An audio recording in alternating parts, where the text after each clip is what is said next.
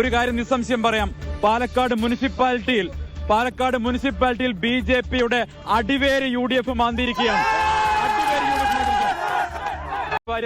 കേസാണ്. ഒരു സന്ധി പോയാൽ 100 സന്ധി വരും, മനസ്സിലായല്ലോ. ഇത് മുഴുവൻ ഞാൻ ആദ്യത്തെ പത്രസമ്മേളനത്തിൽ പറഞ്ഞൊരു കാര്യമുണ്ട്. ഇവര് വഞ്ചിച്ചിരിക്കുന്നത് ബലിദാനികളെയാണ്. ഇതിന്റെ ഉത്തരവാദിത്തം, ഈ പരാജയത്തിന്റെ ഉത്തരവാദിത്തം കെ സുരേന്ദ്രനാണ്. സുരേന്ദ്രൻ രാജിവെക്കാതെ, സുരേന്ദ്രൻ പുറത്തു പോകാതെ BJP എന്ന രാഷ്ട്രീയ പ്രസ്ഥാനം കേരളത്തിൽ രക്ഷപ്പെടാൻ പോകുന്നില്ല. പക്ഷെ ഞാൻ ആഗ്രഹിക്കുന്നത് അയാളെ രാജിവെക്കേണ്ടെന്നാ. അയാളെ രാജിവെക്കണ്ട.